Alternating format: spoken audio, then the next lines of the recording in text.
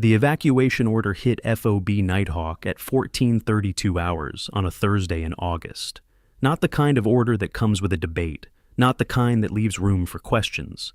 Major Marcus Webb stood in the center of the open compound, one arm extended toward the northern gate, and his voice cut through the dry Afghan air with the precision of a man who had spent 19 years making sure he was never questioned twice. Mission complete.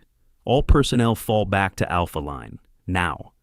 32 soldiers moved. Humvees coughed to life. Handlers reached for leads.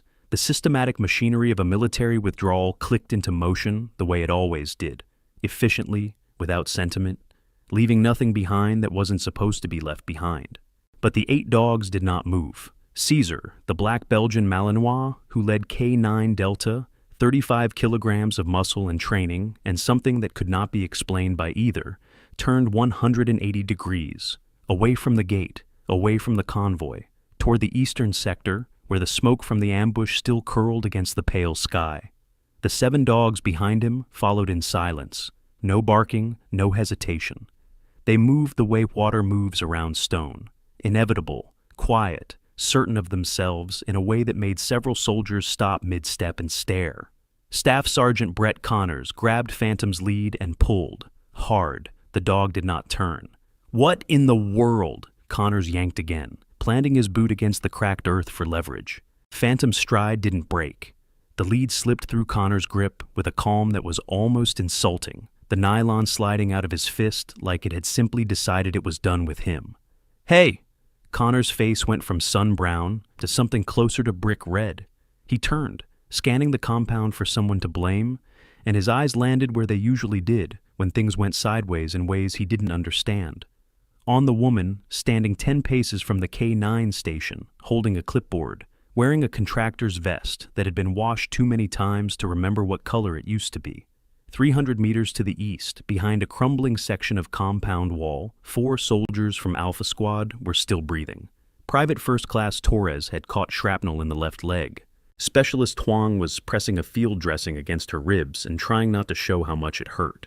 Corporal McKee had taken a round to the vest. Cracked ribs, concussion probable, consciousness uncertain. Sergeant Dominguez was the only one still steady, using a broken rifle stock as a crutch and keeping his voice low and controlled on the radio, calling their position in with the measured calm of someone who understood that panic costs more than it buys. They were cut off. The ambush had been precise, designed to separate and isolate. Webb's assessment was not wrong. The unit didn't have the numbers to hold perimeter and extract simultaneously. Every second they delayed the withdrawal was a second the enemy could use to push for the gate. But the 8 dogs went east anyway. They reached the 4 soldiers and arranged themselves in a circle without a single sound. Caesar anchored the northern point. Rook and Blaze took the flanks. The formation was not random. It was not accident. It was a tactical perimeter that accounted for the wind direction, the sight lines from the nearest ridge, and the angle of the wall's remaining cover. Factors that would have taken an experienced operator several minutes to calculate and position for. It took the dogs 11 seconds. Webb came to stand behind Connors, who was still staring at the empty lid in his hand, with an expression normally reserved for equipment failures during live operations. "Calloway," Webb said. He didn't shout. He didn't need to. The compound had gone quiet in the particular way that happens when 32 people are trying not to look like they're watching something. "These are your dogs. Do something about it." The woman with the clipboard turned. She had short, silver-touched hair cut close to her head, the kind of face that didn't give much away, and eyes that moved across the compound the way a person's eyes move when they're used to counting things. Exits, distances, variables. She looked at the 8 dogs in their formation for a moment that stretched 3 seconds past, comfortable. Then she gave a very small nod. Not a nod of resignation, not a shrug dressed up in a head movement. It was the nod of someone reviewing a report and finding it accurate. Corporal Amy Chen, standing close enough to see it clearly, felt a small, strange thing happen in the back of her mind. She filed it away. "Ma'am," Webb said, with the kind of patience that isn't patience at all. "I gave an order." Diane Calloway looked at him with the directness of someone who had learned long ago that silence is not the same thing as submission. "They're doing their job, sir." The word "sir" landed correctly but strangely. Not the automatic deference of a civilian contractor addressing a major. Something older, more structural, like a word that had been chosen precisely because the form required it. Webb blinked. Then his jaw set, and he turned to Connors. Get them back, by any means necessary. Connors had been a handler for 6 years before he became a staff sergeant, and he approached the problem of the 8 dogs with the confidence of a man who believed experience was the same thing as authority. He tried the standard recall command first, the specific timbre of voice, the hand signal, the precise frequency of command that every K-9 in the program was trained to respond to from day one. Nothing. He tried the emergency abort sequence. The dogs acknowledged it. Every set of ears rotated toward him in unison, and then they rotated back and maintained their positions around the 4 wounded soldiers. They heard me, Connors said, to no one in particular, and the discomfort in his voice was the discomfort of a man realizing that being heard and being obeyed are not the same thing. Sergeant Dana Hale, the unit's senior technical specialist in K-9 protocols, appeared at Connors' shoulder. Hale was the kind of person who carried a laminated copy of the Military Working Dog Handbook in her cargo pocket, not because regulations required it, but because she found comfort in the completeness of documented procedures. She ran through the compliance matrix methodically. Alternate command tones, positional reinforcement cues, handler-specific signals that each dog was trained to recognize individually. She got through 9 separate protocols in 4 minutes. The dogs held their circle. Young Danny Voss, 22 years old and 8 months into his first deployment, decided that the simplest solution was the direct one. He walked toward the formation, speaking in the low, easy tone he used to calm Caesar back at the kennel in the evenings. Caesar stood up. He didn't growl. He didn't bare his teeth. He rose to his full height at the northern point of the formation, and he looked at Voss with an attention so complete and so still that Voss stopped walking without consciously deciding to stop. He stood there for 3 seconds, surrounded by the logic of retreat he couldn't explain, and then took a step back. His hands were shaking when he looked down at them. Lieutenant Josh Maines materialized beside Connors with the particular timing of a man who had been waiting for exactly this kind of moment. He was good-looking in the way that required maintenance and knew it, and he had the social fluency of someone who had learned early that the easiest way to establish yourself is to make someone else's failure visible. I said it from the beginning, Maines said, at a volume calibrated to carry to the cluster of soldiers watching from near the vehicles. The K-9 program at this FOB has a management problem. He let that settle for a beat.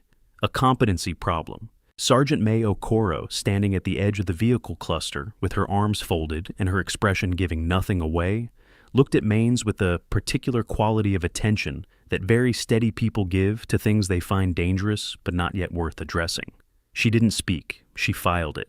Diane Calloway was writing on her clipboard. Her handwriting was not the shorthand of someone keeping administrative notes. The symbols she was marking were compact, angular, structured in a sequence that resembled notation more than language. Rick Salter, the other contractor on base, the one who had twice now mentioned to Webb that the K-9 program was underutilizing its potential under its current management, angled himself close enough to see the page. He took out his phone. Okoro moved from the vehicle cluster to Salter's side without rushing. She placed her hand over his phone, not aggressively, just with a weight and a certainty that communicated the end of a line of reasoning. Salter looked at her. She looked back. He put the phone in his pocket. If you've ever watched someone get dismissed right before they prove everyone wrong, you already know where this story's going. But trust me, you don't know how. Subscribe and hit the bell so you don't miss the moment these dogs do something no one in that base can explain. And drop a comment right now. Do you think the dogs knew something the commander didn't? Let's see what you think before the truth comes out. The radio traffic from Alpha Squad was becoming more urgent by degrees. Torres field dressing needed changing. McKee had stopped responding to direct questions and was answering only in single syllables. The circle of 8 dogs did not change their positions, but Caesar had begun a slow sweep of the northern quadrant with his nose, low, methodical, mapping something in the air that the humans around him couldn't read. Doc Reeves, the unit's senior medic, had worked with military working dogs in 2 previous deployments, and he understood them the way a good medic understands anything outside his specialty. with the respectful attention of someone who knows the edges of his own knowledge. He watched Caesar's nose work and said, to no one in particular, "He's checking the wind." Diane, without looking up from her clipboard, "He's checking for secondary ambush position." Doc looked at her. "How do you know?" She wrote another notation. "Because that's what I'd check." Connors overhead, that from 6 feet away. He processed it for approximately 3 seconds, then decided it required a response. He walked to where Diane was standing and dropped his voice to the register people use when they want the conversation to feel private while making sure it isn't entirely. "Listen," he said, "I've been working these dogs for 6 years. I know what they're trained to do and what they're not. What's happening out there is not trained behavior. That formation, the positioning, the way they're ignoring commands, that's a malfunction. And when we get back to base and I write this up, the question is going to be, what kind of conditioning produced a malfunction this total?" He let that last word sit. "So if there's something you did, something off protocol, some method you brought in from wherever you worked before, now's a good time." Diane looked up from the clipboard for the second time in the conversation. She considered him with the unhurried attention of someone who has heard many versions of this speech and recognizes the pattern regardless of the specific words. "The dogs aren't malfunctioning, Sergeant," she said. She returned to her clipboard. "They're problem-solving." Connor's jaw shifted. "Dogs don't problem-solve. These ones do." The flatness of the statement, not defensive, not triumphant, just accurate, seemed to bother Connors more than an argument would have. He stood there for a moment, processing the affront of being contradicted without being engaged, and then Webb called him over, and he went. Sergeant Ortega, 3 tours, a face like weathered topography, the kind of quiet competence that comes from having outlasted several generations of louder men, had been watching the formation from the eastern edge of the compound. He watched Caesar complete his wind check sweep and shift position, 1.2 meters to the left, filling a gap in the circle's northern coverage that had opened when Blaze adjusted to match a slight change in Huang's position. The movement was precise, compensatory, tactical. Ortega had seen trained dogs work in 3 combat environments. He had never seen a dog do that. He didn't say anything. He filed it away. That was what experienced people did with things they couldn't yet explain. Major Webb's tactical calculation was not unreasonable. 32 personnel, a perimeter already compromised, intelligence suggesting secondary movement on the ridge. The 4 soldiers in Alpha Squad were stable, injured but stable. The medic had communicated the assessment. The probability analysis said, get the main body out, call in air support for the extraction of the wounded, accept the interval of vulnerability. It was the kind of decision that could be defended in a briefing room. It was the kind of decision that certain circumstances made necessary. It was also the kind of decision that the 8 dogs had apparently reviewed and found unacceptable. Webb got on the radio to Bagram. He kept his voice even because he was a man who understood that the sound of control is sometimes more important than control itself. He requested clarification on air asset availability for medevac. He received an ETA of 22 minutes. 22 minutes, he said, to no one in particular. Then he looked east at the formation of dogs, at the 4 soldiers behind them. Then he looked at Diane Calloway. She was watching the dogs with the focused, quiet attention of someone monitoring gauges, reading output, checking variables, noting deviations. Not with anxiety. With the calm interest of a person for whom this data was meaningful in a specific technical way. "Ma'am," Webb said, and this time there was something new in his voice. Not warmth, nothing so generous as that, but something adjacent to uncertainty. "In your professional assessment, are those 4 soldiers safer with the dogs there than without?" Diane said. "Yes." "And you can't call the dogs back." "I can," she said. "I'm choosing not to." The silence that followed was the particular silence of a superior officer encountering a subordinate who has made a distinction they were not expecting. Webb's eyes narrowed. "That is not—" "They're providing effective cover," she said. "They're maintaining a viable perimeter. They're doing what trained operators do in a contested extraction scenario. If I call them back, those 4 people lose the only defensive line they have for the next 19 minutes. She looked at Webb with the directness she had been exercising all afternoon. "That's my assessment, sir." Webb stared at her for a long moment. Then he turned and walked toward the command vehicle without another word, which was either a concession or a deferral, and either way it left the compound's population of 32 personnel in the particular state of watching something they didn't have a category for. Hale pulled Connors aside near the equipment racks. Her voice was low and precise in the way of someone thinking out loud in a structured way. "I've gone through the entire working dog protocol database," she said. "Standard conditioning, advanced certification, specialized theater training, all of it. There is no formation behavior in any documented program that produces what those dogs are doing. The positional logic, the tactical awareness of sight lines, the self-correcting adjustments Caesar just made." She stopped. "This isn't a method I've seen." Connors. "So she trained them wrong." "No." Hale looked toward the formation, then toward Diane. "She trained them to something I don't have a reference for. Those are two different things." Connors' expression arranged itself into the specific configuration of a man who does not enjoy the distinction being made. "So what's your point?"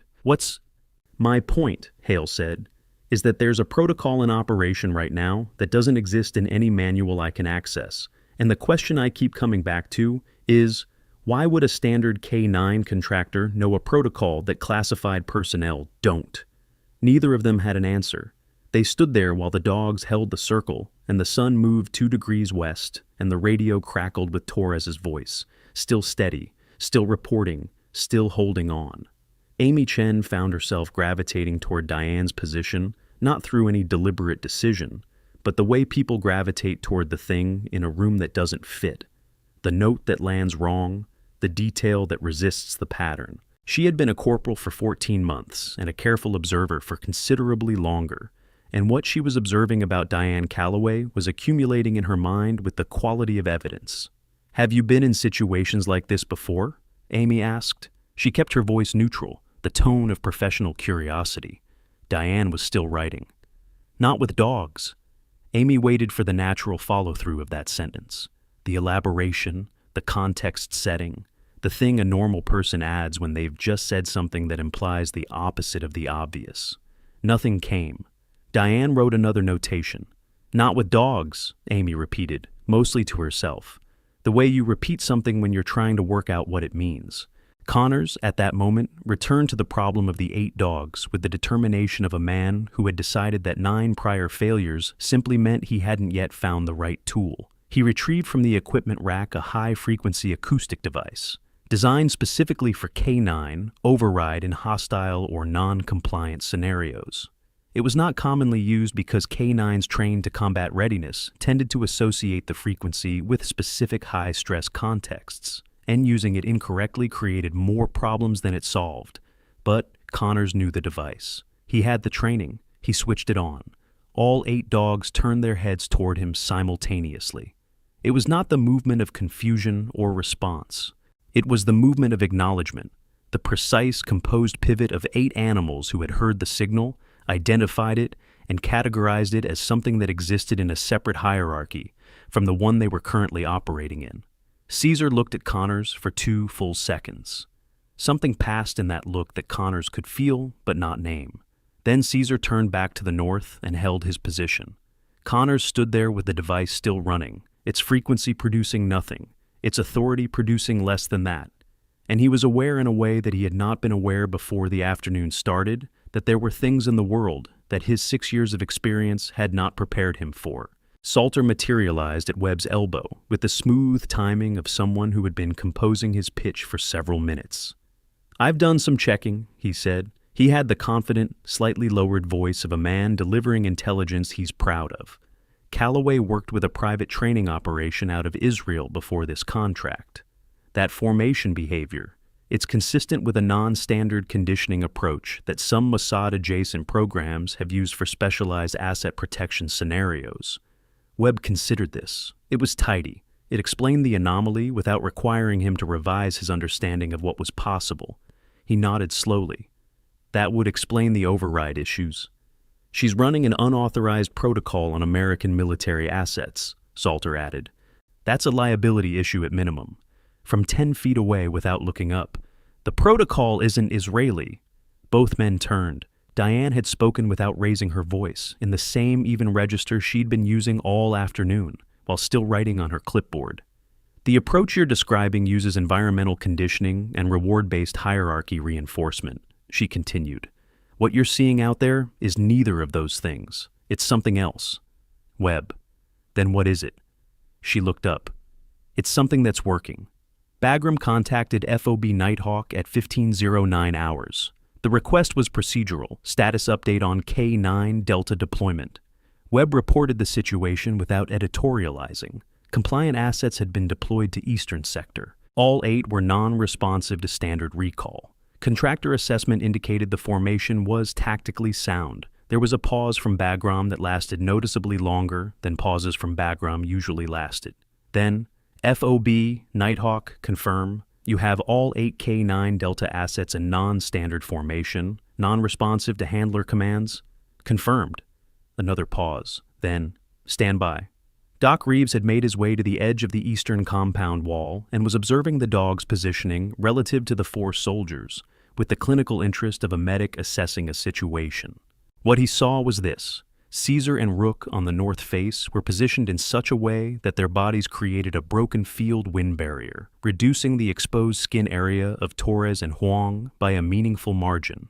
Delta and Axe were angled to block the primary sightline from the ridge at 200 meters. Phantom and Vega had taken positions that, in purely geometric terms, maximized coverage of McKee's position. The most critical patient, the least mobile. This was not what dogs did. Doc came back from the wall with a particular expression, the one that appears on the faces of people who have just revised something they thought they understood. He found Diane and stood next to her for a moment without speaking. Then, who taught them to do triage positioning? Diane marked a notation. What makes you think someone taught them? Doc looked at her. She kept writing. He stayed where he was. Today's video is brought to you by a partner who understands what it means to train hard and recover harder. Athletes, operators, first responders. The people who know that preparation is what separates the ones who hold the line from the ones who can't. We'll be right back to FOB Nighthawk. The tactical situation at 15:17 hours was this. Webb had delayed the full withdrawal to a holding position near the vehicles, 11 minutes into a 22-minute wait for medevac. The eastern compound wall was still holding sound cover. The 4 Alpha Squad soldiers were stable, with Torres degrading slowly toward a level that would require intervention within approximately 15 additional minutes. The ridge to the northeast showed movement consistent with enemy reconnaissance. Not an assault buildup, not yet, but the kind of deliberate observation that precedes one. The dogs had not moved. Diane had completed her notation and closed the clipboard. She stood at the edge of the compound's open space, watching the formation, and her expression in that moment was one that nobody at FOB Nighthawk had seen on her face before. Or rather, it was an expression they had seen, but hadn't had the context to read correctly. It was the expression of a field commander doing a situation assessment. Hale approached with the specific energy of someone who has made a decision to ask a question they've been circling for 20 minutes. "The protocol," she said. "What level of classification would it operate under?" Diane looked at her. The quality of the look was the same one she had used on Connors when he'd questioned her expertise. Not dismissive, not combative. Evaluating. "Why do you ask?" "Because I put in a search request on your contractor file," Hale said. "Standard background review, and I got something I've only seen once before in my career on a personnel query." She paused. "Access denied at classification level Omega, not file not found, not insufficient clearance for standard review." "Omega," she kept her voice steady. "That's not a contractor clearance level. That doesn't apply to civilians." The compound's ambient noise continued. Humvee engine idling, radio static, wind over equipment. Diane said nothing for 3 seconds. "Omega classification applies to a very specific category of personnel," Hale continued. "I looked it up. Records protection under Omega is authorized only for individuals operating under cover identity. Individuals with knowledge of classified technical programs above top secret threshold, or individuals whose..." She stopped. "Individuals whose official status has been altered for operational security reasons." Diane turned back to the formation. Caesar had just completed a secondary wind check sweep and held his position. Rook had shifted 1.5 meters to compensate for the change in Huang's position as the specialist repositioned her field dressing. "Your search," Diane said, "is going to generate a notification." Hale blinked. "What?" "The Omega block on that file isn't passive. Any query above standard contractor clearance triggers an alert to the office that maintains the classification." She kept watching the dogs. "You'll have a response within about 10 minutes." Hale stood very still. "Who maintains the classification?" Diane didn't answer, but Amy Chen, who had been standing close enough to hear the entire exchange, felt the small, strange filing sensation again. The accumulation of detail that was beginning to cohere into something she couldn't yet name. Webb's radio call at 15:22 hours began the way radio calls from Bagram usually began: controlled, procedural, efficient. It stopped being any of those things when the voice at the other end said, "We need a physical description of your contractor personnel, FOB Nighthawk, specifically the K9 unit supervisor." Webb provided one. The description went, female, approximately mid-40s to mid-50s, short hair, silver gray, contractor designation, Callaway DK9 specialist, current contract, started August of this year. 15 seconds of silence. Then, "Major Webb, I need you to listen carefully. Do not take any action to interfere with that individual's activities. Repeat, do not interfere. Stand by for a secure channel patch." Webb stood in the center of the compound with the radio in his hand, and 32 personnel theoretically in motion around him, and he looked at Diane Callaway the way a man looks at something he has been misidentifying for the better part of 2 hours. The secure channel took 90 seconds to establish. In those 90 seconds, Connors made one final attempt with the acoustic device, escalating the frequency, adding a directional modifier, running the full protocol sequence. The 8 dogs acknowledged it with the same composed, rotating attention they had shown before. Caesar looked at Connors, held the look, released it, turned north. Connors put the device away. Maine said something to the cluster of soldiers near the vehicles. Nobody laughed the way they would have laughed 2 hours ago. The compound's social atmosphere had shifted in the way atmospheres shift when people begin to suspect that the established hierarchy of who knows what is not as stable as it appeared at 0800 that morning. Salter checked his phone. He looked toward the gate, the direction of the Bagram Road, then back at Diane. He made the calculation that calculating people make when the variables start moving in unexpected directions, and he began a quiet, unhurried relocation toward the north side of the compound. Okoro watched him go. The secure channel opened with a sound different from standard radio traffic, cleaner, compressed differently. "FOB Nighthawk, this is General Harlow, USS OCOMJ3. I need to speak with your contractor, designation 7. Webb looked at his radio. He looked at Diane. He crossed the compound in 12 paces and held the handset out to her. She took it. Her hand was entirely steady. 7, she said. 2 syllables, voice completely different from any voice she had used all afternoon. Not louder, not harder, but structured in a particular way. The way voices are structured by years of speaking, in environments where clarity is not a preference but a requirement. Static. Then, "Callaway." A pause that was not procedural. "I was told you didn't make it out of Fallujah." "That report had its reasons, General." Ortega, standing near the east wall where he had been standing for the better part of an hour, went very still. 3 tours. He knew what Fallujah meant in the specific context of certain units in a certain period. He stood at parade rest without having made a decision to do so. Harlow's voice, "The formation your animals are running, is that Sigma?" "Yes." "The full protocol?" "Yes." Another pause, longer. "You told me when you built it that you never thought you'd actually need to use it." "I've been wrong about things before, General." Over the radio, through the compression and the distance, something that might have been a sound between a breath and a word. Then Harlow said, "Hold for a formal confirmation patch to your current commanding officer." Diane held the radio out to Webb. He took it with hands that were entirely professional and entirely uncertain, and every person in that compound who could see his face watched the confirmation arrive. "General Leonard Harlow, United States Special Operations Command, Joint Operations Directorate, designation Callaway D."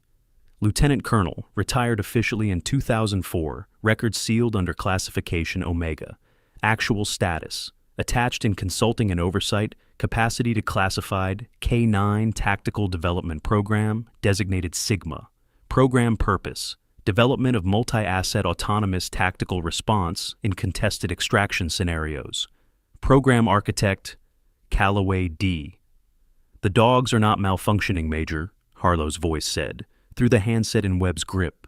"They are executing a protocol that their architect designed specifically for the scenario you are currently in. 4 wounded personnel, handler incapacitation or absence, viable cover possible, extraction asset delayed. The protocol activates autonomously when conditions are met. The dogs cannot be recalled by standard command structure because the protocol is not subordinate to standard command structure." A pause. "It is subordinate to one person." Webb looked at Diane. The handset in his hand felt different from the handset he had been holding 20 minutes ago. Harlow: "Callaway, what's your medevac ETA from current position?" Diane: 22 minutes on Bagram's original estimate. 11 minutes elapsed, so 11 remaining. "Can your formation hold 11? Diane looked east. The 8 dogs, the 4 soldiers. The ridge at 200 meters where the reconnaissance movement had settled into watchful stillness. Caesar, at his northern point, turned his head fractionally west and back, a sweep of approximately 40 degrees, checking something she could see the logic of, and nobody else in the compound could. "I need 12, she said. "Medevac at 12. Harlow: "I'll see what I can." "I need 12, General. Not approximately. Exactly." A beat. "Confirmed. 12 minutes. Diane handed the radio back to Webb. She turned to face the compound. 32 personnel arranged in the particular formation of people who have been watching something long enough to know that what they thought they were watching is not what they were actually watching. She did not raise her voice. She didn't need to. "Sergeant Okoro," she said, "I need the southern approach secured. Take Mains and Voss." A beat. "Sergeant Hale, I need a medical inventory on the eastern wall. Relay to Doc Reeves. Prioritize for 2 trauma cases and 1 neurological." Another beat. "Connors, you're on comms. Channel 7, maintain contact with Alpha Squad. Give me status every 2 minutes." Nobody asked if they should follow the orders. They moved. Webb stood in the center of the compound, holding his radio, and watched a woman he had spent the better part of 3 hours dismissing give 6 orders in under a minute that reorganized his entire base of operations. He was a man of 19 years of service, and he understood when he had made a categorical error. He was also a man of 19 years of service, which meant he understood that the current moment required function over processing. "What do you need from me?" he said. Diane was already facing east again, watching her formation. "Right now, stay out of my dog's way." It was not said with satisfaction, not with the heat of someone collecting on a debt. It was said with the simplicity of a person communicating the most useful thing, which, in its own way, made it land harder than any of the alternatives. To the east, Caesar held the northern point of the circle. Rook and Blaze held the flanks. The formation was 11 minutes and 47 seconds old. It would hold for 12. Amy Chen stood at the edge of the compound and watched, and the thing accumulating in the back of her mind finally coalesced into something she could name. She had been watching Diane Callaway all afternoon, watching the way she stood, the way she moved, the specific locations where the skin on her right hand had thickened from years of repetitive pressure, the faint white line along her left wrist that caught the light at certain angles, the way she'd locked Connor's wrist in that single fluid motion and held it with the economy of someone who does not need to demonstrate force because force is simply available to them. She had been watching, and what she had been watching was not a dog trainer. She hadn't known what it was. Now she did. The radio crackled with Torres' voice from behind the wall. "Still holding. Something changed. Dogs moved into tighter coverage on our north. Whatever that is, it's working." Connors relayed back, "Alpha Squad, copy. Medevac ETA, 11 minutes 30. 11 minutes 30. Diane Callaway, Lieutenant Colonel, architect of Sigma Protocol, officially deceased since a morning in Fallujah in November of 2004, stood at the edge of FOB Nighthawk's eastern compound and watched her 8 dogs hold a line that 32 trained soldiers and a major with 19 years of service had been about to abandon. and in the hard, pale light of an Afghan afternoon, with the ridge watching and the wind shifting and the seconds counting down, she did not look like someone proving a point. She looked like someone doing a job. The next 11 minutes and 47 seconds were the quietest stretch of time that FOB Nighthawk had experienced in 8 months of operation. Not quiet in the sense of silence. The Humvee engines still idled. The radio traffic continued in its procedural rhythm. The wind still dragged itself across the compound's exposed surfaces, with the indifference of a thing that had been moving through this valley long before there were walls here and would continue long after. But quiet in the sense of a held breath. The sense of a group of people who had been talking steadily for 2 hours and had collectively, without discussion, arrived at a moment that required them to stop. 32 personnel at FOB Nighthawk watched Diane Calloway stand at the edge of the eastern compound and watch her dogs hold a line. She didn't pace. She didn't consult the clipboard anymore. She stood the way soldiers stand when they have been in enough situations to understand that movement is not the same as action. With her weight distributed evenly, her hands at her sides, her attention on the formation, with the quality of focus that is specifically different from worry. Worry moves. This was something else. This was monitoring. The attention of someone who has built a system and is now observing it perform. Caesar adjusted his position fractionally at the 9-minute mark, compensating for a shift in Specialist Huang's location as the woman repositioned herself against the wall. The adjustment was less than a meter. It closed the gap in the northern arc with the precision of something calculated rather than instinctive, and Sergeant Ortega, watching from the same spot on the east wall where he had spent the better part of the afternoon, made a sound low in his throat that was not quite a word. He had spent 22 years in the United States Army. He had seen things that redefined for him what people were capable of. He had revised his understanding of human endurance, human cruelty, human courage, in ways that 3 tours of sustained combat exposure tends to produce. But he had never, not once in 22 years, watched an animal make a tactical adjustment that precise without being directed. He crossed the compound to where Diane was standing. He didn't speak immediately. He stood beside her and watched the formation for a moment, the way 2 people watch something together when they don't need to narrate it to each other. Then, "I served with a man from Ghost Unit in 2001. He kept his voice low. Not secretive, there was no privacy possible in this compound, but with the register of someone who understands that some things deserve more care than a regular conversation. Kandahar Province, before the FOBs were established. He never talked about what the unit actually was. None of them did. A pause. "I didn't know they were still running a program."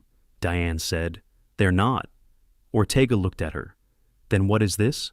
She looked at Caesar, who was completing another sweep of the northern quadrant with his nose. Low, methodical, reading the air with the patience of something that does not have a clock but understands time anyway.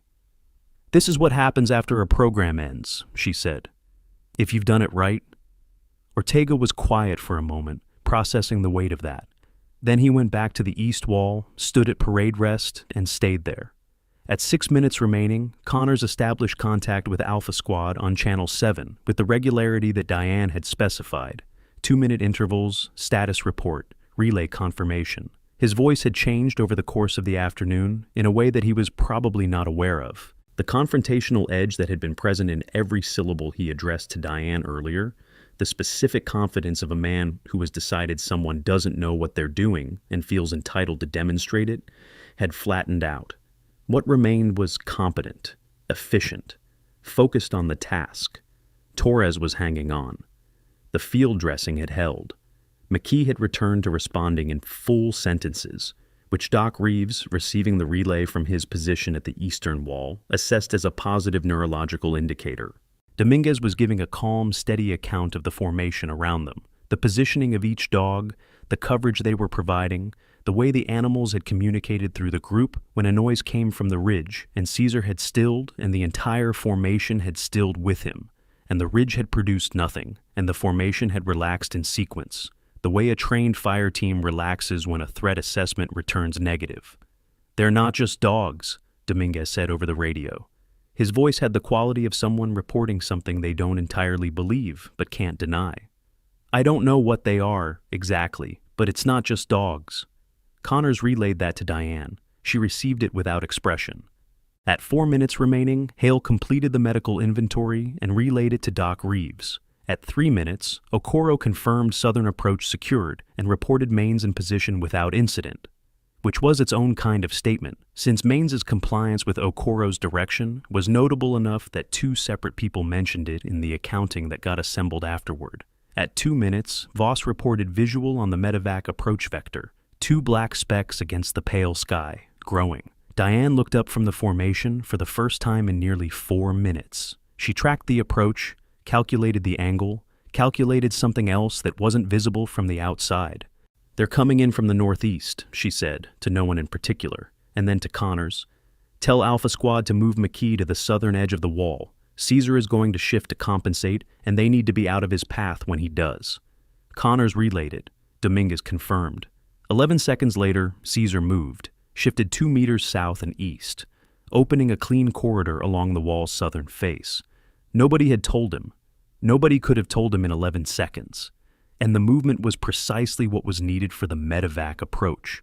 The compound's held breath converted into something that wasn't quite sound and wasn't quite movement. A collective, involuntary response to something that was happening in front of them that they didn't have the right framework for. Danny Voss made a sound that might have been "holy cow" under his breath. He wasn't the only one. The medevac helicopters came in at 15:34 hours, 12 minutes after Diane had told General Harlow she needed 12. They came in from the northeast, on an approach vector that accounted for the ridge position and the wind direction. And they came in clean, which is to say they came in without taking fire, which is to say that the formation of 8 dogs along the eastern wall had provided enough deterrent presence to make the reconnaissance on the ridge reconsider the cost of engagement. This would be debated afterward by people with access to the full intelligence picture. The consensus, arrived at in a document that very few people ever read, was that the deterrent effect of the K9 formation was a contributing factor. The document did not use the word miraculous, because documents written by military intelligence professionals do not use that word. But the gap where that word would have gone was visible in the phrasing around it. The 4 soldiers from Alpha Squad were loaded. Torres first, then McKee, then Huang, then Dominguez, who had refused to go until the other 3 were aboard, which was consistent with his rank and his character, and the specific way that certain people understand what it means to be responsible for others. The dogs broke formation as the last helicopter lifted, not all at once. Caesar stood for a moment after the others had relaxed, 2, 3 seconds, watching the aircraft clear the eastern wall. Then he turned and walked back toward the K9 station with the steady, unhurried pace of a dog returning from a job rather than retreating from a position. The other 7 followed, and at the K9 station, Diane was waiting. She crouched as Caesar reached her. Not the crouch of a handler receiving a dog, not the performance of affection for an audience. The crouch of someone receiving a colleague. She ran her hand along the back of his neck, under the working harness, checking the tension of the equipment with the automatic thoroughness of a person for whom this gesture has been repeated several thousand times in several very different environments. Caesar sat. He pressed his flank against her knee with the weight of something that did not need to perform anything for anyone. The compound, which had been held in that particular quality of silence for 11 minutes and 47 seconds, exhaled. It was Webb who crossed to Diane first. He crossed with the posture of a man who has spent 19 years developing the specific physical discipline of never looking uncertain in front of his personnel, and who was currently working that discipline harder than usual. "I owe you an explanation," he said. She looked up from adjusting Caesar's harness. "You owe me several, Major, but we can start with the decision at 1432. Webb absorbed that. The numbers didn't support the extraction. Standard tactical assessment? I know what the numbers said. She straightened. She was shorter than him by 6 inches, and the differential had mattered not at all afternoon, which was its own kind of demonstration. The numbers don't account for everything that can hold a line. That's a limitation of how we've taught tactical assessment. She looked at him steadily. 4 people are alive right now because of a gap in your framework. That's worth examining. Webb was quiet for a moment. Then, with the deliberateness of a man choosing to say something that costs him, "Yes, it is." Diane nodded once, not acceptance, not absolution. Acknowledgement. The recognition of a fact being received. Harlow mentioned a formal review process. You'll be part of it. I understand. It's not punitive, she said. Or it shouldn't be. What happened here today is information. The people who figure out how to use it correctly will make better decisions. That's the point. She picked up her clipboard, the one with the angular, compact notations that looked like nothing in any standard K9 manual because they weren't from any standard K9 manual. That's always the point. Webb stood in the center of his compound and watched her walk back toward the K9 station with the patient, purposeful stride of someone who has never been in a hurry because she has always known where she was going. He had given her more than 20 orders and dismissals in the course of the afternoon. She had complied with the ones that didn't compromise the mission and declined the ones that did, and the final accounting showed that her assessment of which was which had been correct every time. He stood there and did the specific internal work that separates competent leaders from excellent ones. He held the error fully, without flinching, without distributing the responsibility into the surrounding circumstances, and looked at what it actually was. Then he picked up his radio and began the formal reporting sequence that would eventually become the document with the gap where a word like miraculous would have gone. The compound did not transform overnight into a different kind of place. That's not how transformation works. Not in people, not in institutions, not in the social architecture of a military base that has been running on a particular set of assumptions for the better part of 8 months. But it shifted. The way the afternoon's light shifts when a cloud clears. The same landscape, different visibility. Connors found Diane at the K9 station at 1600 hours, while she was running through the post-deployment health checks on all 8 dogs. He came and stood at the edge of the station with the particular physical quality of a large man who is trying to take up less space than he usually takes up, which is one of the harder physical tasks available to large men. He was quiet long enough that she looked up. "I've been a handler for 6 years," he said, "and a sergeant for 4. He said it not as a credential, but as a context. This is where I'm coming from. This is the shape of what I know. And what I did today, the flashbang idea, the force protocol, He stopped, started again. I was trying to solve a problem with tools that didn't fit the problem, because they were the tools I had. He looked at Caesar, who was sitting at Diane's left side, receiving a systematic check of his paws with the patience of an animal that understands the purpose of the procedure. I didn't know there were other tools. Diane worked through the inspection without stopping. There are always other tools, she said. The question is whether you're willing to admit you don't have them yet. Connors absorbed that. I wasn't. Now you are. She moved to the next paw. That's not a small thing. He stood there for another moment. Then he said, the formation, the positioning, how long did it take to train them to do that? She looked up. Which part? All of it, the autonomous response, the tactical awareness, Ortega said Caesar adjusted for the medevac approach before anyone gave the aircraft coordinates to the squad. How is that possible? Diane was quiet for a moment. Then she said, when you teach an animal to understand what a situation requires rather than what a command specifies, and when you do that for long enough, consistently enough, with enough actual exposure to real situations rather than simulated ones, at some point the distinction between training and understanding starts to close. She looked at Caesar. What you're calling tactical awareness is what happens when a very intelligent animal has had enough repetitions of real problems to start generalizing the underlying logic. A pause. The same thing happens in people. We just don't call it training anymore at that point. Connors thought about that for a long time. Then he said, I'd like to understand it better. Then you will, she said. Eventually, he left the K9 station without ceremony, and the absence of ceremony was itself a kind of acknowledgement. The kind that doesn't require words because the words would only reduce it. Now we know who Diane Calloway really is. But here's what nobody's talking about yet. What happens to Commander Webb, what the Pentagon decides, and what those 8 dogs do next. Stay with us, and if this story moved you, share it right now. Because some stories deserve to be heard by more than just one person.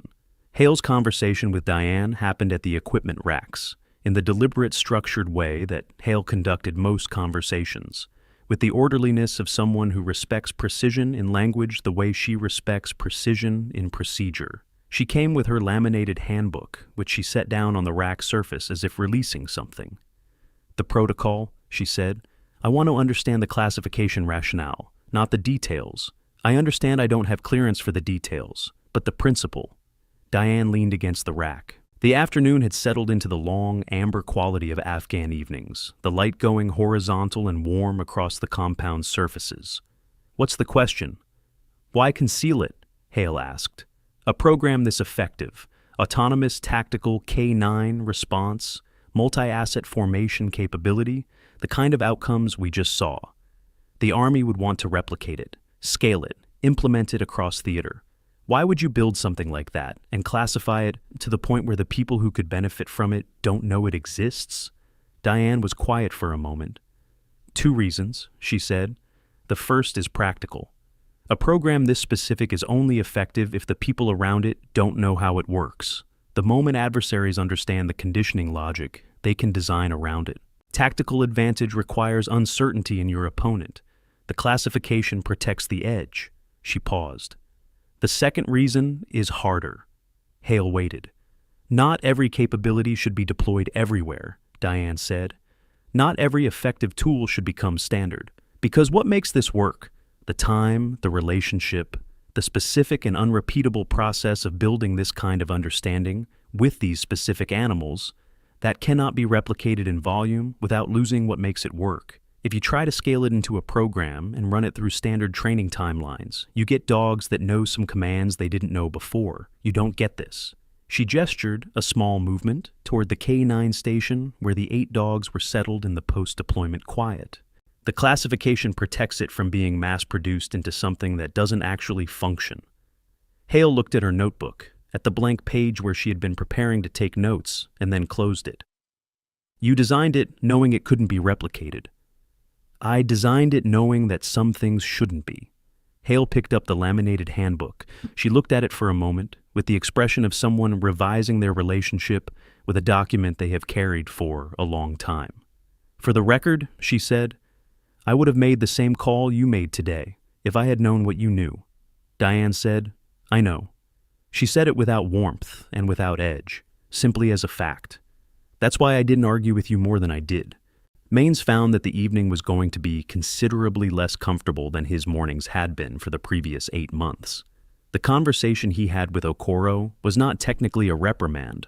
Okoro was a sergeant, and Maines held a lieutenant's bars, and the formal structure of the thing prevented it from being a reprimand. But it had the interior architecture of one. Okoro was the kind of person who conducts difficult conversations with the specific quiet efficiency of someone who is not interested in making you feel bad, but is absolutely committed to making you understand something.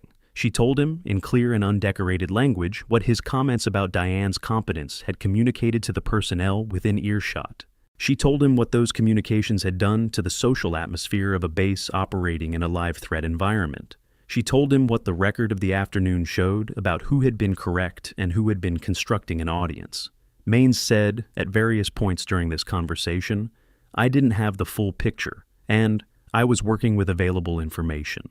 And once attempting a register closer to the one he used in most social situations, "I think you're being a little..." Okoro's expression stopped that sentence before it completed. He had a second conversation with Sergeant Major Davidson, who had been reached by radio from Bagram, and who had a voice like a gravel road and the patience for nonsense of approximately 0, which covered much of the same ground from a less forgiving elevation. The formal report that followed contained language that Maines spent the following several weeks reviewing, with the focused attention of a man who has discovered that there is a permanent record.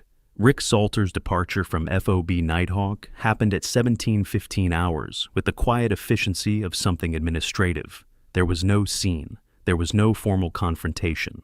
There was a communication from Bagram, relayed to Webb, that Salter's current contract had been suspended pending review, and that he should be transported to Kandahar Airfield at earliest available opportunity. The review would take longer than the transportation, and the conclusion of the review would take longer still, but the direction of travel was clear from the first hour of it. Okoro watched him collect his gear. Salter looked at her once, on his way to the transport vehicle. She returned the look with the steady, giving-nothing quality that was her default expression in most situations. He looked away first. Danny Voss, 19 minutes after the medevac cleared the wall, submitted a formal request to transfer to K9 unit support. He did this via the proper channels, with the proper documentation, filling out each field with the careful handwriting of someone who understands that the way you do the small things is the way you do the large ones. The request would eventually be approved, but that was months away. What mattered immediately was that he made it, and that the making of it meant something specific about what the afternoon had done to him. He found Caesar at the K9 station that evening in the settling dark, and sat beside the dog without speaking. Caesar turned his head and regarded him with the composed, complete attention that the Malinois gave to most things. The attention of something that does not get distracted by what isn't in front of it. Voss put his hand on the dog's back. Caesar leaned fractionally into the contact. Voss sat there for a while and thought about the kind of work he wanted to do with his life. Amy Chen did not go to the K9 station that evening. She went to her bunk and opened the journal she kept in the inside pocket of her kit bag. Not a regulation item, not encouraged, not forbidden. And she wrote for 45 minutes. She wrote what she had seen. She wrote the sequence of details that had accumulated across the afternoon and the order in which she had noticed them and the way they had cohered. She wrote the gait, the hands, the specific quality of the notation on the clipboard, the economy of the wrist lock that had been applied to Connors with the casualness of something practiced so many thousands of times that it required no concentration at all. She had not seen the tattoo yet. That came later. What she wrote that evening was the record of an afternoon spent watching someone be dismissed, and the record of what it meant that the dismissal hadn't mattered. Not because the person being dismissed had forced anyone to reckon with them, but because the work she'd done had spoken with a clarity that no amount of dismissal could muffle. Amy wrote that down carefully because she recognized it as a thing worth remembering, not just about this afternoon, about something larger, about the structure of how we decide who deserves to be heard before they've had the chance to demonstrate why. She was 23 years old, and she was learning things that most people took decades longer to learn. And she was learning them quickly because she had the quality, rarer than most people understand, of actually watching what is in front of her rather than what she expects to be in front of her. General Harlow's second communication of the evening arrived at 1947 hours on the secure channel. It was addressed to Diane alone. Webb had the protocol awareness to leave the handset with her without being asked. Harlow's voice came through the compression, with the register of a man who has had several hours to process something and has arrived at a position. "I have authorized a partial declassification of Sigma documentation," he said. "Basic principles, foundational conditioning architecture, the logical framework for autonomous response triggering, enough to allow other units to implement a rudimentary version." A pause. "You'll review the scope before it goes to the J3. "The core methodology stays classified," Diane said. Not a question. "Agreed. We're releasing the what, not the how. The how stays with you." "The how isn't in a document, General. The how is in 20 years of working with animals in conditions that can't be replicated in a training environment. You can't release what I haven't written down." A pause from Harlow that contained the quality of a man both relieved and slightly unsettled by that. "There's a consulting arrangement being drafted, formal attachment, some operational flexibility, limited disclosure." He paused again. "Callaway, the people who built your cover in 2004, your original team, most of them are gone, retired, transferred, some of them not with us anymore. The infrastructure that kept you off the visible record has thinned considerably." Diane was quiet. "There are people who would like to know you're still operational," Harlow continued. "People who knew the program before it was officially closed. I've had 2 inquiries in the last 4 hours. What kind of people? The kind that don't make inquiries through official channels." He said it carefully. "I can't tell you more than that on this line. What I can tell you is that someone requested your file be blocked 3 weeks before you reported to FOB Nighthawk. The block was placed internally, not from my office." The compound around Diane was quiet. The dogs at the K9 station were settled in the early evening, their breathing the soft, regular sound of animals at rest. Caesar was closest to her position. His breathing was the same as the others, but his head was up.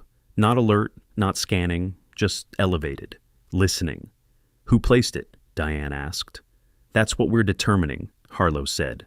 "I'll have something more definitive in 48 hours. In the meantime, be aware. I'm always aware, General. I know, that's not what I mean. A pause. I mean, be aware that the people who wanted your record blocked before you got there may have wanted something specific about your arrival. We don't know yet what.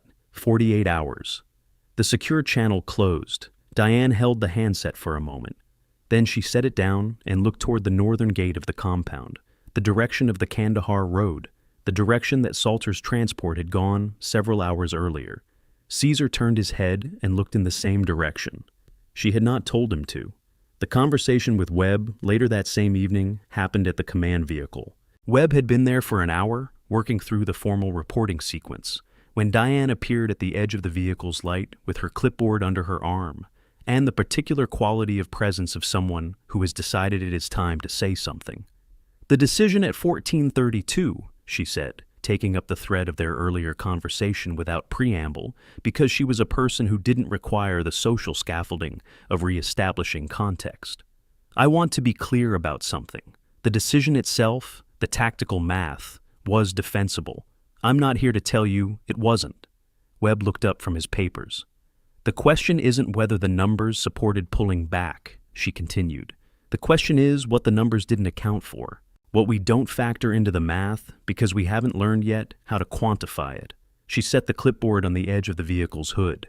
"Today produced data. What those 8 animals did, in formation, for 11 minutes and 47 seconds, while 4 injured soldiers held on behind them. That's quantifiable. Not in the way doctrine currently quantifies things, but it can be. It will be." She met his eyes. "And when it is, the people making decisions like the one you made today will have a bigger math." Webb said, "You're saying the framework was wrong, not the person. I'm saying the framework was incomplete. The person worked with what the framework gave him."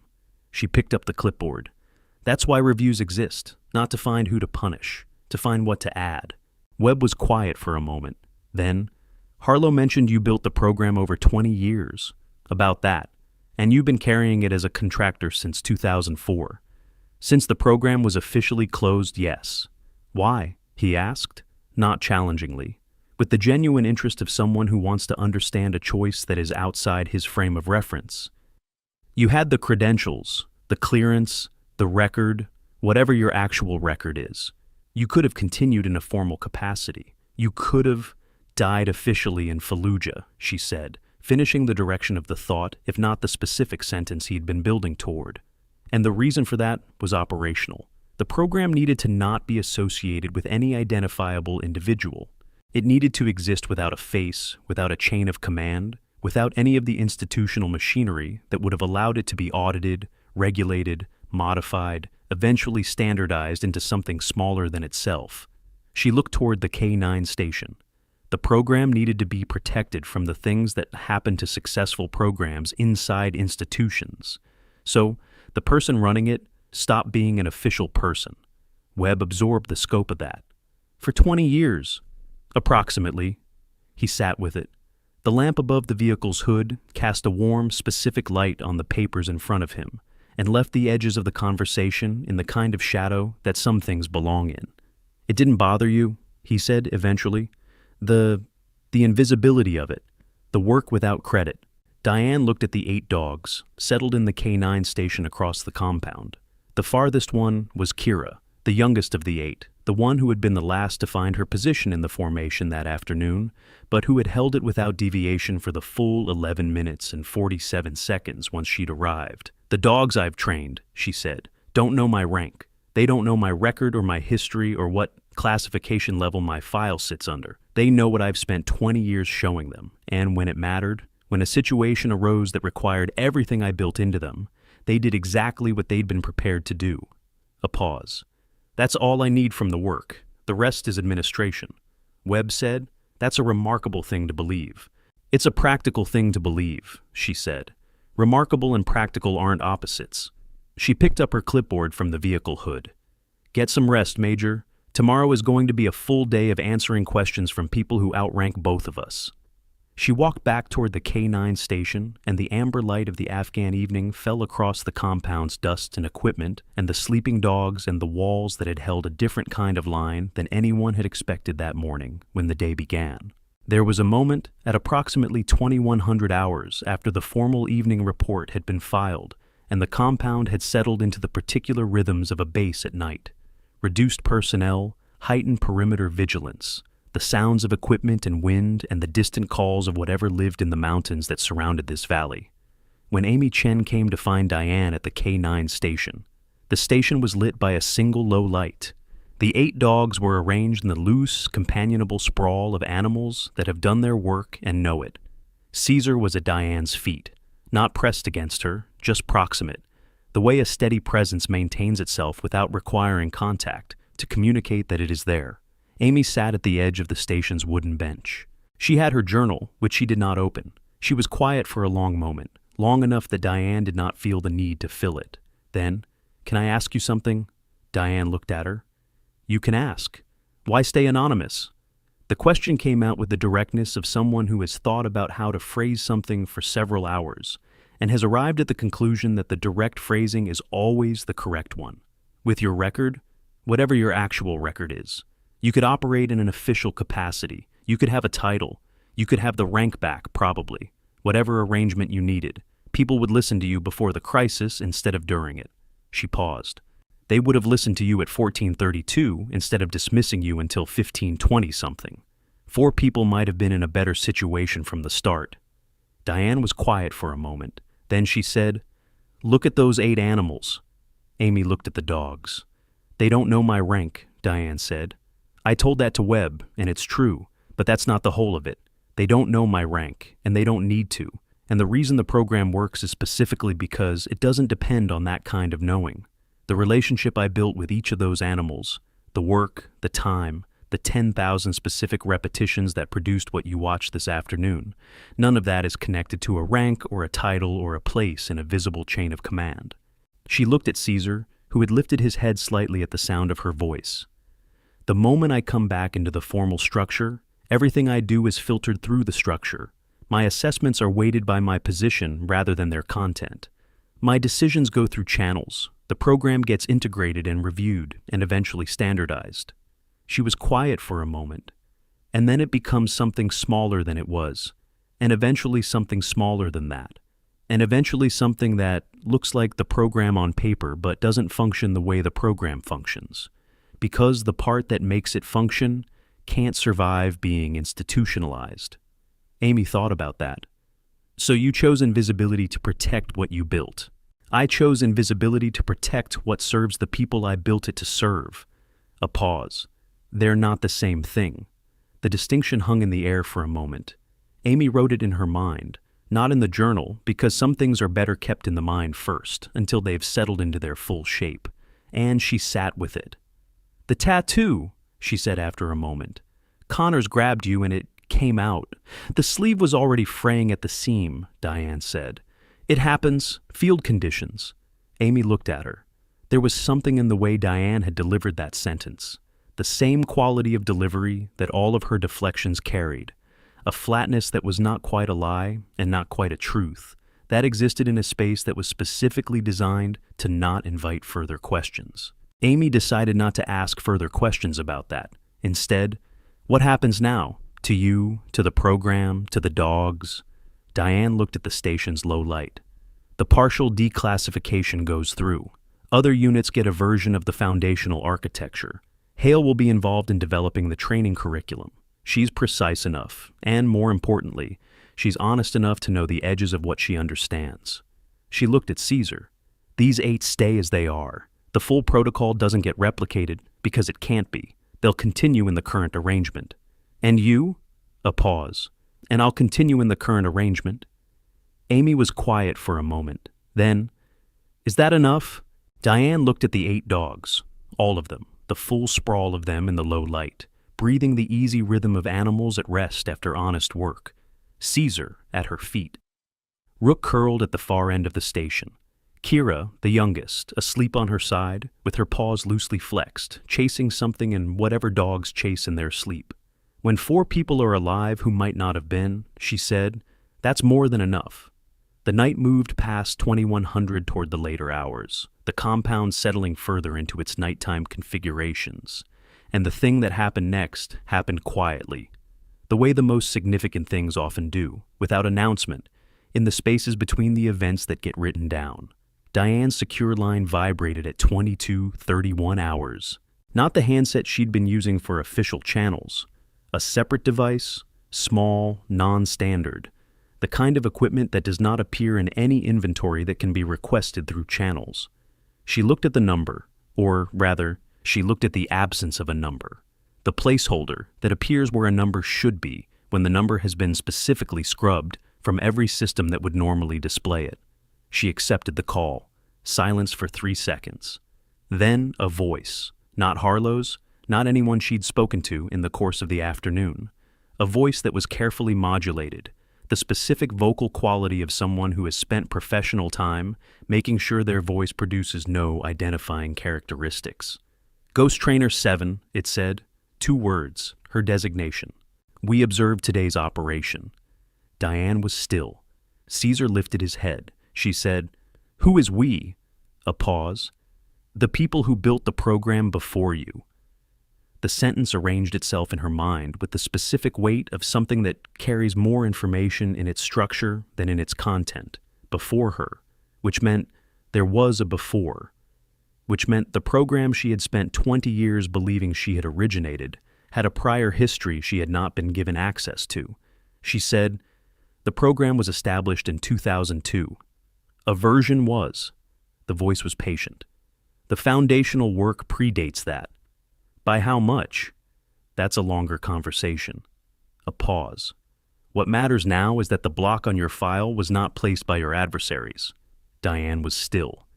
"The block was placed to alert us when someone searched for you at that clearance level, a signal. We've been monitoring for it." The voice did not alter in quality or pace. "The block generated an alert. We're making contact now because of what you demonstrated today. There are people with resources and reach and access to situations that produce the kind of work you specialize in, who want to understand if what happened this afternoon at FOB Nighthawk can be replicated elsewhere." Diane said, "It can't be replicated. I've explained this." "Not replicated, applied." A pause. "There are 5 situations currently active in 3 operational theaters that have the structural profile of what you handled today. Isolated personnel, limited conventional asset availability, extended extraction timeline. In each of those situations, there are animals involved. Working dogs, some in formal K9 programs, some in informal relationships with unit personnel. And there are people who want to know if what you know can be brought to bear."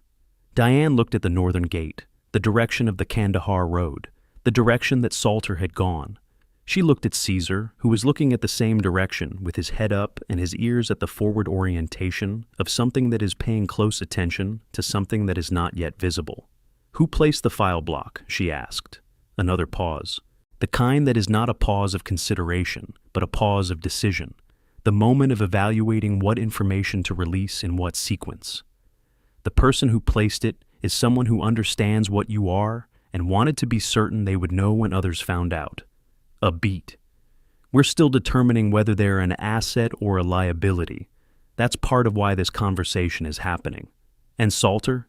"A contractor, downstream of the situation, not the origin." Diane processed that. The compound around her breathed in its nighttime rhythm. The dogs breathed in theirs. The mountains beyond the walls were invisible in the dark but present, the permanent, indifferent mass of them that had been there before this conflict and would be there long after. "I'll need 48 hours, she said. "Harlow's timeline. After that conversation, I'll know more about the shape of what I'm working with."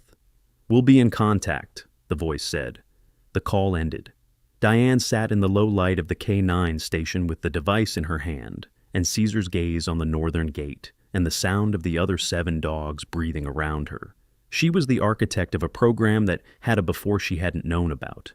And she was operational in a situation whose full shape was still emerging. And there were people she hadn't yet identified, who had been monitoring her file and were now reaching out through a channel that didn't exist in any official inventory. She was, in other words, in the middle of something. The dogs breathed around her. Caesar finally lowered his gaze from the northern gate and looked at her instead. She put the device away. She ran her hand along the back of his neck once, the checking gesture. The gesture that said, I'm here, and you did well. And we're still in this together, she said very quietly to the 8 of them. Did you hear all that? No answer. But Rook, at the far end of the station, lifted his head and looked at her with the patient, complete attention that the dogs had been giving to everything worth giving attention to all afternoon. She sat with them until well past midnight. The compound turned around them in its nighttime way. The mountains held the darkness in the hollows between their ridges. The Kandahar road was empty in both directions, or appeared to be. Doc Reeves, passing the K9 station on his way to the medical tent for a final equipment check, glanced at the low-lit space and saw Diane there, sitting in the middle of the 8 dogs, their breathing arranged around her like something structural, like a formation. And stopped for a moment. He had worked with dogs in 3 deployments, and he had examined what those 8 animals had done that afternoon, from every clinical and procedural angle he had access to, and he still did not have a framework that fully contained it. He stood at the edge of the station for a moment, not wanting to interrupt something he couldn't name. Then he continued to the medical tent. He would think about the afternoon at FOB Nighthawk for years afterward.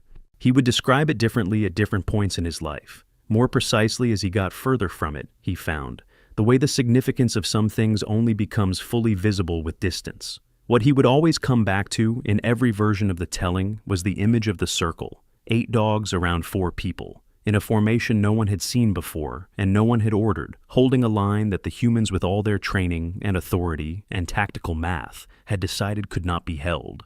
And the woman who had built that circle, standing at the edge of the compound and watching it function, giving it a nod that wasn't pride, because it wasn't about pride, but recognition. The recognition of a fact being accurately reported. The circle had held. That was all it needed to do. And it did. Ortega found her the following morning, before the compound's routine had fully established itself, in the quiet interval between first light and the official start of the duty day. He came to the K9 station with the specific gait of a man who has decided to say something and is committed to saying it correctly. I need to ask you something, he said. She was running the morning equipment check. She did not stop. Then ask. Ghost Unit 7, he said. That's a designation from a program that was officially classified non-existent before 2005. I know this because the man I served with in 2001, the one I mentioned last night, he used a designation from the same series. And when I tried to find out what it was attached to after he was gone, I couldn't find anything. Not through official channels, not through people I trusted, not anywhere. He looked at her steadily. Except, I knew it existed. Because I had served alongside it.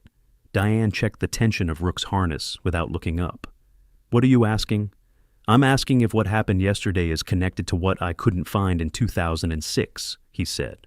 And if it is, if the program that produced those 8 animals and what they did yesterday is the same program, or a continuation of the same program, I want you to know that there are people who've been watching for evidence of it for a long time, not adversaries.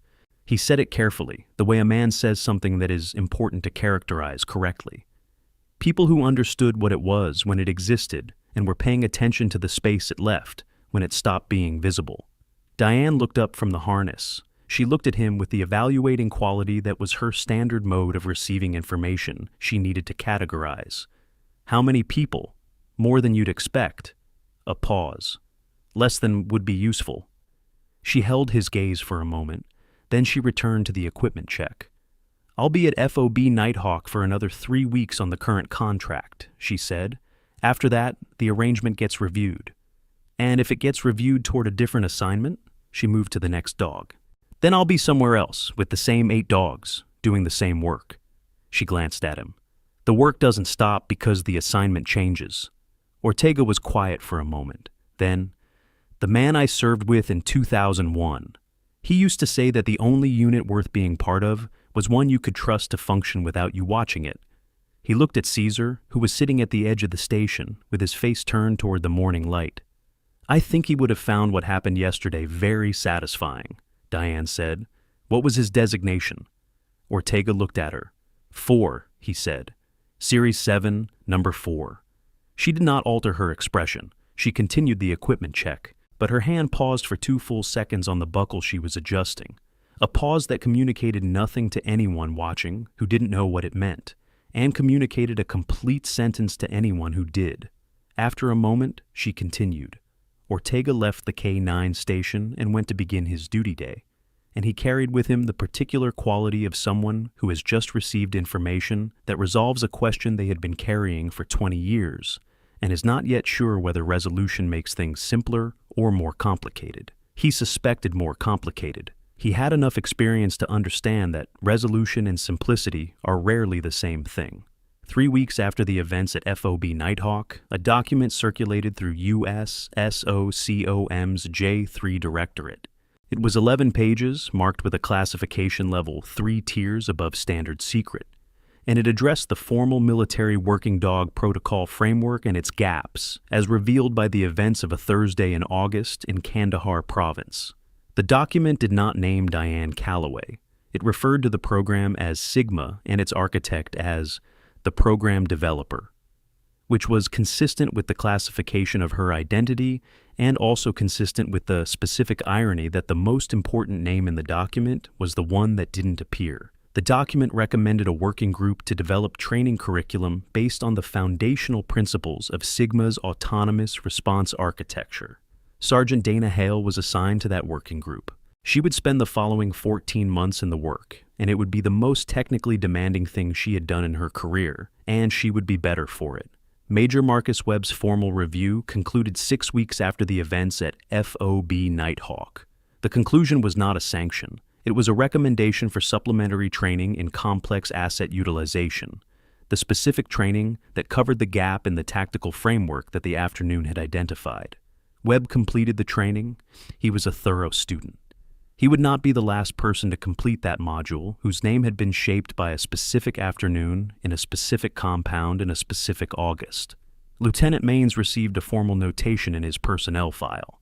He would spend the following months being considerably more careful about the audiences he constructed for himself, which is not the same thing as being a different kind of person, but is sometimes, over time, a beginning.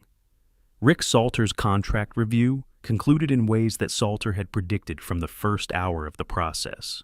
He did not return to any theater.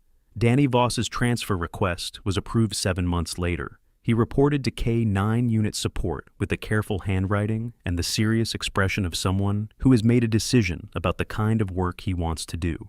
He was not a natural handler, not at the beginning. He worked at it with the focused, patient effort of someone who has understood that the things worth doing are the things that require more from you than you currently have. He would get better, slowly and then faster, and then with the particular quality of competence that arrives when effort and time have been doing their quiet work long enough.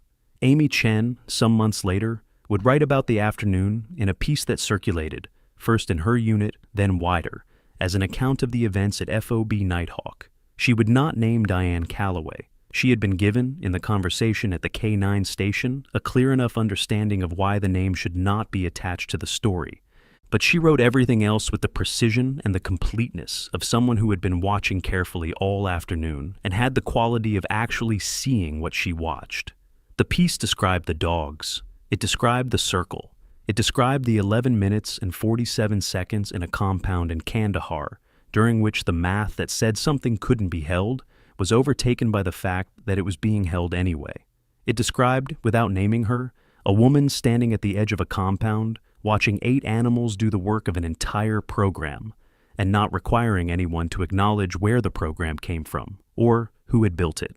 What Amy wrote about at most length, what she returned to in the draft after draft, working to find the version of it that was accurate, was the quality of the dismissal that had preceded the demonstration. Not because the dismissal was the important part, because it was the frame. Because what you understand about a situation before the frame gets revised tells you something true about the situation that the post-revision understanding tends to obscure. The dismissal was real. The contempt in Connor's voice was real. The social architecture that Maines had spent months building around Diane's invisibility was real and had been functional and had produced exactly the outcomes it was designed to produce, right up until the moment it stopped mattering because something larger than it had arrived.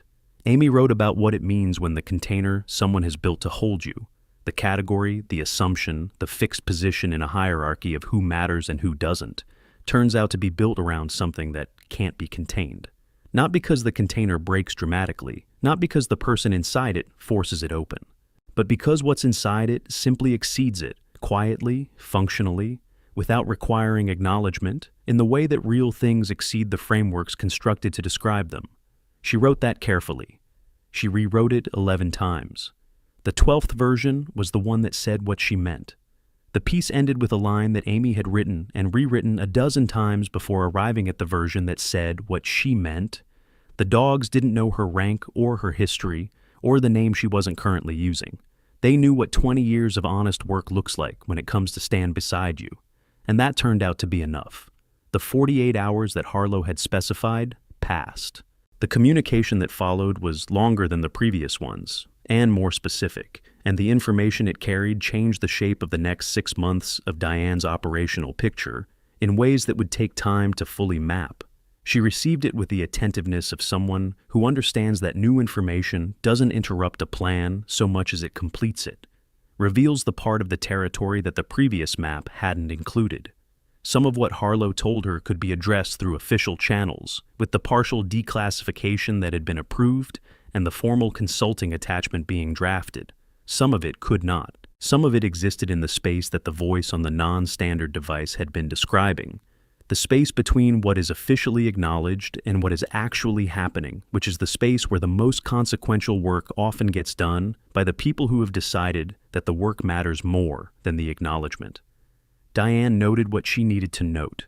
She asked the questions that needed asking. She gave the answers that could be given and declined the ones that couldn't, which she had long practice at. She did not tell Harlow about the call from the non-standard device. Not yet.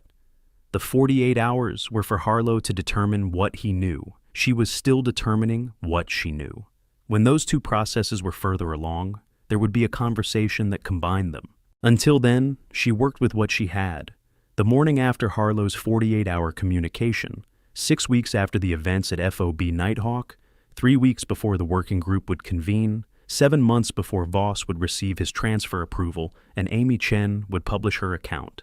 Diane was at the K9 station at 0530 in the early light that comes before sunrise in August in Kandahar, running the dogs through a standard conditioning exercise that was also not a standard conditioning exercise. She had been doing this every morning since she arrived. The exercise looked like a standard sequence to anyone watching who didn't have the framework to read what was underneath it. The specific repetitions, the specific cues, the specific responses she was reinforcing and building on. To anyone watching without the framework, it was a trainer running dogs through their paces. To someone with the framework, it was the maintenance of something that had taken 20 years to build and would require every subsequent day's attention to sustain. Caesar ran the exercise sequence with the focused, unhurried competence of an animal that knows the purpose of the work. He did not perform competence. There was no audience he was calibrating to, no approval he was tracking in someone else's expression. He ran the sequence because it was the sequence, and the repetition was the structure, and 20 years of mornings like this one had built something that a single August afternoon had made visible to 32 people who had previously had no framework to see it.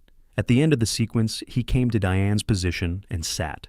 She checked his harness, checked his paws, ran the assessment that she ran every morning. She found nothing requiring attention, which was what she expected but always confirmed.